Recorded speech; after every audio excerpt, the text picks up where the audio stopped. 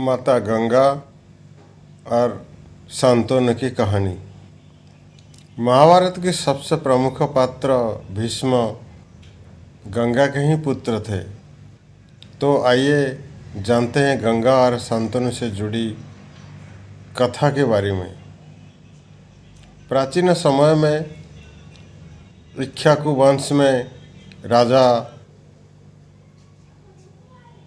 महर्षि थे, जिन्होंने बड़े बड़े यज्ञ करके स्वर्गलोक प्राप्त किया था। एक दिन बहुत से देवता राजर्षि, जिन्होंने महाशिव भी थे, ब्रह्मा जी की सेवा में आए। महागंगा भी उपस्थित थी। तभी हवा के वेग से गंगा की वस्त्र शरीर पर से खिसक गए। वहाँ उपस्थित सभी लोग ने अपनी आँखें नीचे कर ली, मगर राजा महाभीष गंगा को देखते रहे। जब परमपिता ब्रह्मा ने ये देखा तो उन्होंने महाभीष को मृत्युलोक पर जन्म लेने का श्राप दिया और कहा कि गंगा के कारण ही तुम्हारा अप्रिय होगा, और जब तुम उस पर क्रोध करोगे तब इस श्राप से मुक्त हो जाओगे। ब्रह्मा के श्राप के कारण राजा महाभीष ने पुरुवंश में राजा प्रतीप के पुत्र शांतनु के रूप में जन्म लिया। एक बार राजा शांतनु शिकार खेलते खेलते गंगा नदी के तट पर आए। वहाँ उन्होंने एक परम सुंदर स्त्री, वह स्त्री देवी गंगा ही थी, को देखा। उसे देखते ही शांतनु उस पर मोहित हो गई। शांतनु ने उससे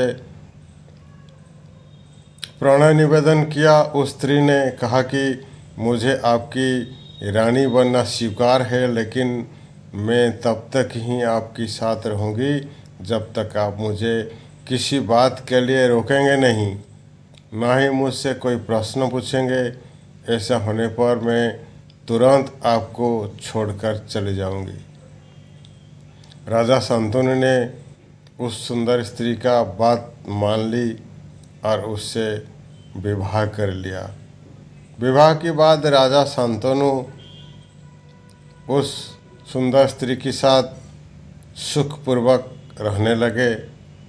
समय बीतने पर शांतनु की यहाँ 7 पुत्र ने जन्म लिया, लेकिन सभी पुत्रों को उस स्त्री ने गंगा नदी में डाल दिया। शांतनु ये देखकर भी कुछ नहीं कर पाए, क्योंकि उन्हें डर था कि यदि मैंने इसके कारण पूछा तो ये मुझे छोड़कर चली जाएगी। 8वां पुत्र होने पर जब वह स्त्री उससे भी गंगा में डालने लगे तो शांतनु ने उससे रोका और पूछा कि वह ये क्या कर रही हैं।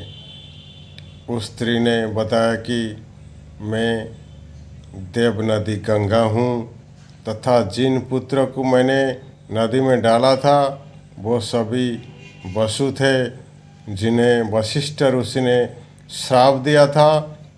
उन्हें मुक्त करने के लिए ही मैंने उन्हें नदी में प्रवाहित किया। अपने शर्त न मानते हुए मुझे रोका, इसलिए मैं अब जा रहा हूँ।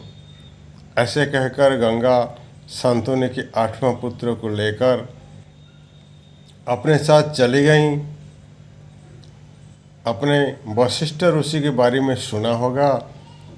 वशिष्ठ अपने आश्रम में रहते थे और उनके पास नंदिनी नाम की एक गाय थी, जिसमें दैवी गुण थे।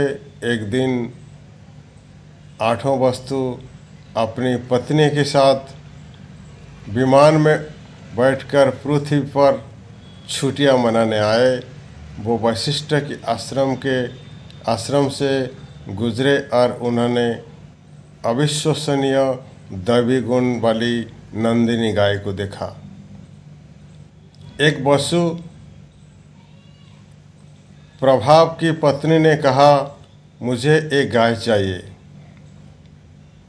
प्रभास ने बिना सोचे समझे कहा, चलो वह गाय लेकर आते हैं।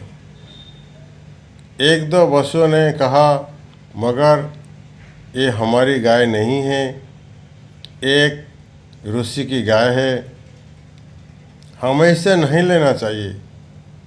प्रभास की पत्नी ने जवाब दिया, कायर ही बहाने खोजते हैं, तुम गाय नहीं ला सकते इसलिए धर्म को बीच में ला रहे हो। प्रभास को अपनी मर्दानगी याद आ गई और उसने अपने साथियों की मदद से गाय को चुराने की कोशिश की। जैसे ही वशिष्ठ को पता चला कि उनकी प्रिय गाय को चुराया जा रहा है, उन्होंने वसुओं को पकड़ लिया और बोले, ऐसे काम करने की तुम्हारी हिम्मत कैसे हुई? तुम लोग अतिथि बनकर आए, हमने तुम्हारी इतनी खातिरदारी की और तुम मेरी ही गाय को चुराना चाहते हो।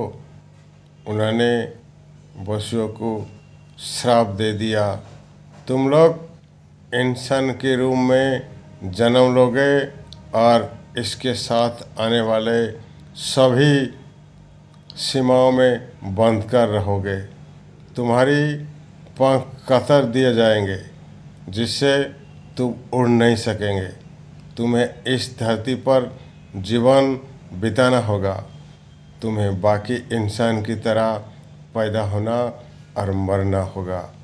जब वसुओं को पता चला कि माँ गंगा देवलोक में ही और मुझे इंसान के रूप में धरती पर आने का श्राप मिला है, तो आठों वसुओं ने मुझसे प्रार्थना की, कुछ ऐसे कीजिए कि हम आपके गर्भ से पैदा हो और इस धरती पर हमारा जीवन जितना हो सके इतना छोटा हो। गंगा जब शांतनु के 8वें पुत्र को साथ लेकर चली गई तो वो बहुत उदास रहने लगे। इस तरह थोड़ा और समय बीता। शांतनु एक दिन गंगा नदी की तट पर घूम रहे थे। वहाँ उन्होंने देखा कि गंगा में बहुत थोड़ा जल रह गया है और वह भी प्रभावित नहीं हो रहा है। इस रहस्य को पता लगाने जब शांतनु आगे गए तो उन्होंने देखा कि एक सुंदर व दिव्य युवक अस्त्र का अभ्यास कर रहा है और उसने अपने बाणों के प्रभाव से गंगा की धारा रोक दी है। ये दृश्य देखकर शांतनु को बड़ा आश्चर्य हुआ। तभी वहाँ शांतनु की पत्नी गंगा प्रकट हुई और उन्होंने बताया कि ये युवक आपका 8वां पुत्र है। इसका नाम देवव्रत है। इसने वशिष्ठ ऋषि से वेदों का अध्ययन किया है तथा परशुराम जी से इसने समस्त प्रकार की अस्त्र शस्त्र को चलाने की कला सीखी है। ये श्रेष्ठ धनुधर है तथा इंद्र के समान इनका तेज है। देवव्रत ही आगे जाकर भीष्म कहलाए। दोस्तों, ये महाभारत की कुछ हिस्सा थी। स्टोरी कैसे लगा? अच्छा लगा तो मेरी चैनल को सब्सक्राइब करके बेल आइकन ऑन कर दीजिए और वीडियो लाइक करने को ना भूलिए। Thank you for watching.